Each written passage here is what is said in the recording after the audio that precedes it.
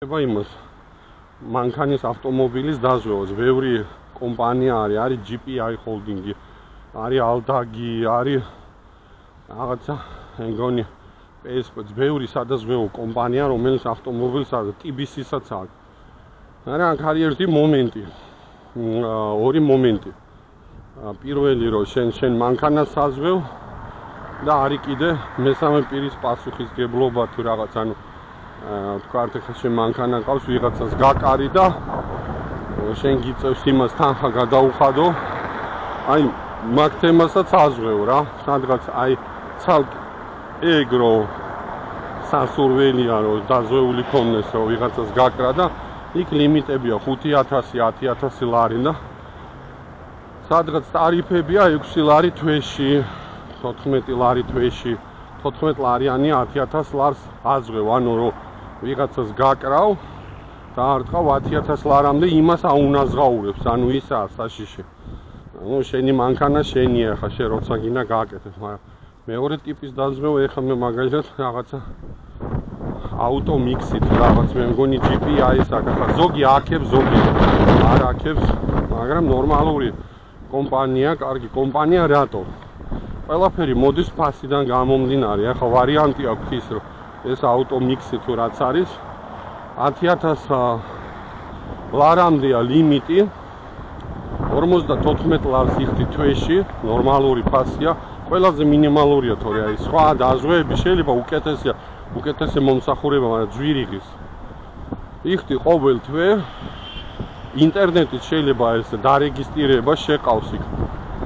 ტექ პასპორტის ინფორმაცია, იმეილი რეგისტრირება ბარათით იხდი და всё აქტიურდება და ეხლა რა ხდება, როცა ერთმა დაიფაროს ან ვიღაცას გაკარით ან რაღაცა მოხდა, მე იღებ თქვენ და რეკავთ სადაზვეოში, სადაზვეო მოგთხოვთ. ტექ პასპორტის სურათი უნდა გქონდეთ, სასურველია წინასწარ გქონდეთ გადაღებული.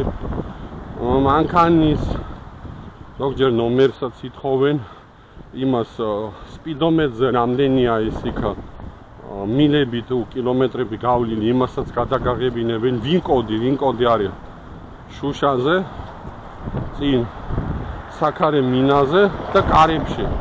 არის ყველა მანქანას აქვს რაღაც ესეთი უნიკალური კოდი, ვინ კოდი. მაგასაც გადაგაღებიებენ, ელექტრონული პოსტა უნდა გქონდეს და ბანკის ანგარიშიც უნდა იცოდეთ.